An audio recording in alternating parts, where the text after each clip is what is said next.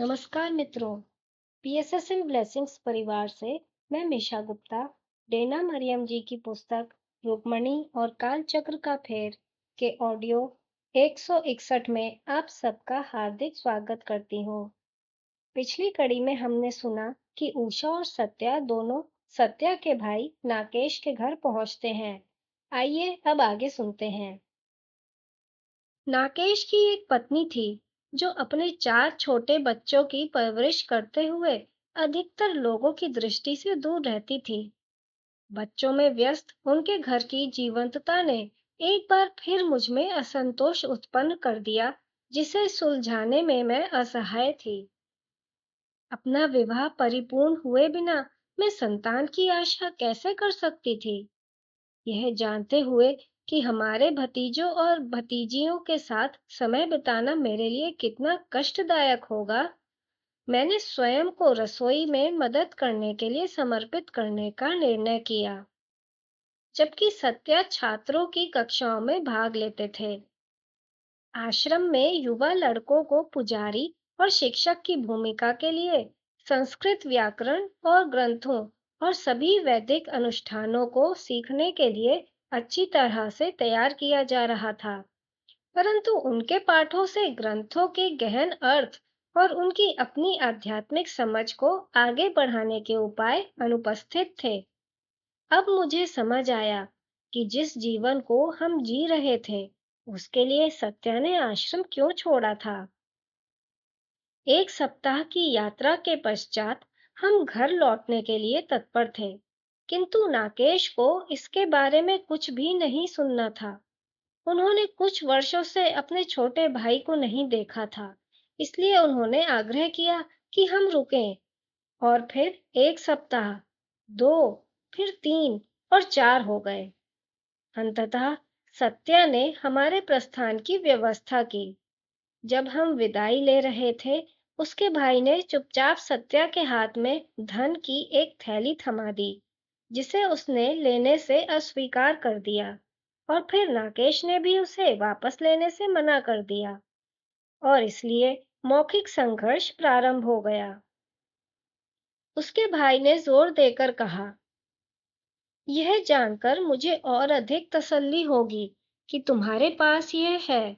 कृपया अपने लिए नहीं तो मेरे लिए धन ले लो। और सत्या ने वैसा ही किया, किंतु मैं जानती थी कि उन्होंने यह उपहार धन के लिए नहीं, वरन अपने भाई के प्रति प्रेम और सम्मान के कारण स्वीकार किया था, जो वास्तव में भ्रातृत्व प्रेम के कारण कार्य कर रहा था। अंततः हम घर की ओर चल पड़े। हम कई सप्ताहों तक दूर रहे थे, और मुझे अपने शांतिपूर्ण निवास में वापस आकर प्रसन्नता हुई। हम अपनी सामान्य दिनचर्या में वापस आ गए, और मैं अपने पति के साथ अंतरंग संबंध की चाहत से जूझती रही। कुछ सप्ताह बाद एक सुबह मैं उठी और सोचा कि देखूं कि क्या वह जाग रहा है। हमारी कुटिया की खिड़की से बाहर झांककर मैंने देखा कि वह पहले से ही सुबह के भोजन के लिए अग्नि प्रज्वलित कर रहा था। मैं द्वार के निकट गई और वहां खड़ी होकर देखती रही कि उसने छोटी-छोटी लकड़ियां चुनी और उन्हें अग्नि पर रख दिया। हम वर्षा से पूर्व ऋतु की ऊष्मा में थे, और उसने अपनी कमर के चारों ओर केवल एक हल्का वस्त्र बांधा हुआ था। उसकी छाती निवस्त्र थी। मेरी दृष्टि उसकी बलवान भुजाओं और दृढ़ ऊपरी देह पर गई। वह मुझे एक पौरुष सुंदरता का प्रतीक लग रहा था। उसके कुछ बाल उसके सिर के शीर्ष पर गांठ से बच गए थे, और उसकी ठोड़ी के पार गाल के नीचे एक लहर में बह रहे थे, जैसा कि प्रायः तब होता था जब वह कार्य कर रहा होता था। कितनी बार मैंने चाहा था कि उन गिरे हुए केशों को स्वच्छ करूं और उसे चूम लूं, परंतु मैंने सदा अपने आप को रोक लिया था। यह और अधिक कठिन होता जा रहा था। ऊपर देखते हुए उसने मुझे प्रवेश द्वार पर खड़ा देखा और मुस्काया। उषा, तुम जाग गईं? आओ, भोजन में मेरी सहायता करो। उसका साथ देते हुए मैंने एक बर्तन में उसके द्वारा तैयार किए गए जल में कुछ बाजरा और सब्जियां मिलाई और उसे अग्नि पर रखने के लिए सौंप दिया। जब हम भोजन पकने की प्रतीक्षा कर रहे थे, तो उसने पहली बार संकेत दिया कि वह जानता था कि मैं किस बात का सामना कर रही थी। जो लोग इस मामले में हमारी सहायता कर सकते हैं, वह राम और सीता हैं। उसने मेरी ओर देखते हुए कोमलता से कहा। यह पहली बार था जब उसने हमारे संबंध का प्रसंग उठाया था। मैं बिना कुछ समझे उसकी ओर देखती रही। आपका क्या अभिप्राय है? वे 14 वर्ष तक भटकते रहे, तपस्वियों का जीवन व्यतीत करते रहे। उस दौरान वे उनकी संतान वहन करने का संकट नहीं ले सकते थे। क्या तुमको नहीं लगता कि इसके लिए आत्मनियंत्रण की आवश्यकता है? क्या तुमको नहीं लगता कि सीता राम के लिए तरसती थी और वह उनके लिए? जब वह लंका में थी, तब वह 1 वर्ष के लिए विलग हो गए थे। एक दूसरे की उपस्थिति भी नहीं थी। बाद में जब वे अपनी संतानों को पालने के लिए वन में चली गईं, तो उन्हें फिर से आत्मनियंत्रण रखना पड़ा।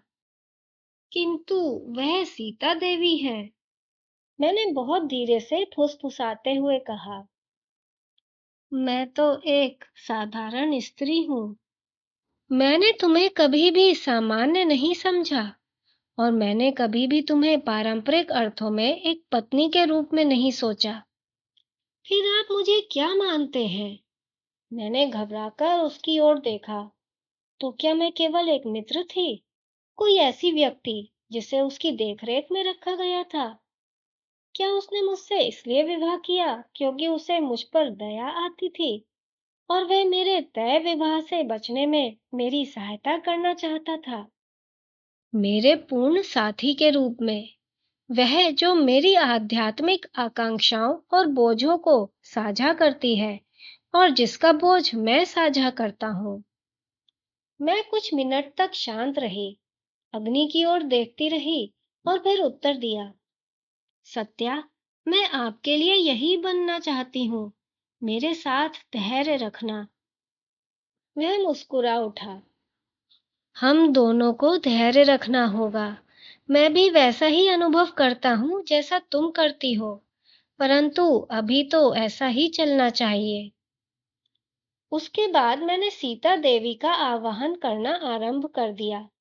कभी-कभी जब मैं सत्या की ओर प्रशंसा भरी दृष्टि से देखती थी, तो मुझे आश्चर्य होता था कि सीता श्री राम को कैसा मानती थीं।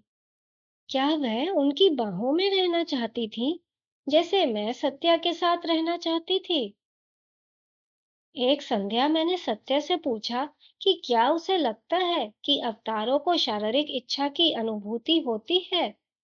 उसने उत्तर दिया कि आंशिक रूप से वे मानव स्थिति को पूर्ण रूप से जानने के लिए पृथ्वी पर आते हैं और शारीरिक आकांक्षा उसी का भाग है। वे हमारे लिए आदर्श कैसे होंगे यदि वे उस सब को नहीं भोगेंगे जो हम भोगते हैं? परंतु अंतर यह है कि जब वे मानव रूप में होते हैं, उसी समय वे जानते हैं कि वे वास्तव में कौन हैं, पर हम नहीं जानते हैं। वह कुछ समय के लिए मौन हो गया, जैसे कि वह अतीत से कुछ स्मरण करने का प्रयास कर रहा हो। अचानक उस अप्रत्याशित समय पर उसने पूछा, उषा, क्या तुम मेरे लिए नृत्य करोगी? यहाँ अग्नि के समीप चांदनी रात में तुम्हें नृत्य करते हुए देखना रमणीय होगा। उसकी बातों ने मुझे चौंका दिया। सत्या, मुझे नृत्य करना नहीं आता। मैंने कभी नहीं सीखा। मैंने उत्तर दिया, इस अनुरोध से विक्षुब्ध होकर, क्योंकि मुझे विश्वास था कि वह बहुत पहले से उस नर्तकी के विषय में सोच रहा था।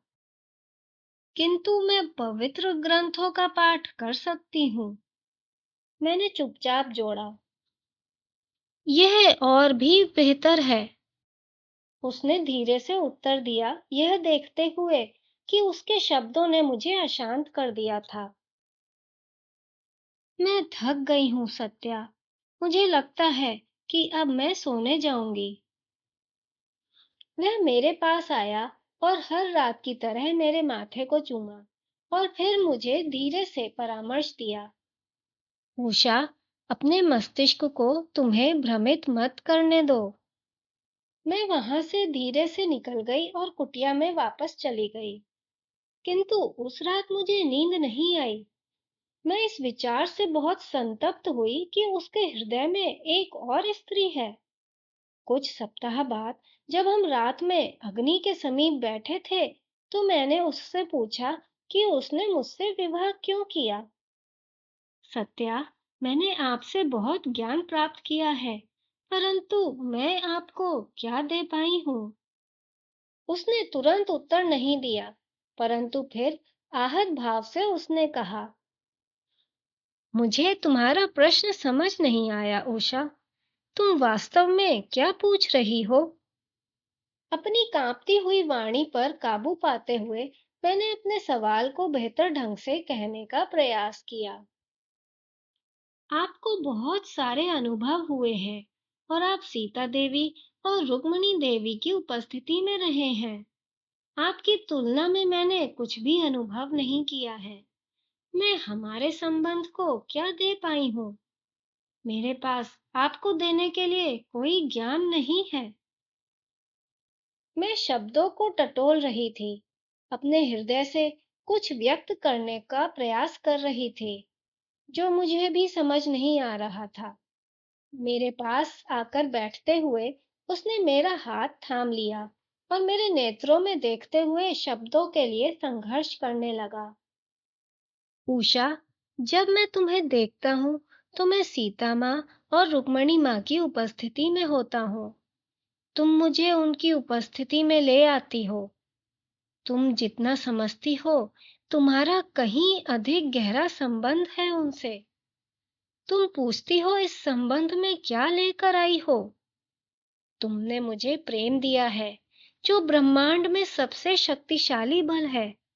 अपने प्रेम की शक्ति पर कभी संदेह मत करना, जो किसी भी अन्य वस्तु से अधिक मूल्यवान है। मित्रों, आज के लिए बस इतना ही। धन्यवाद।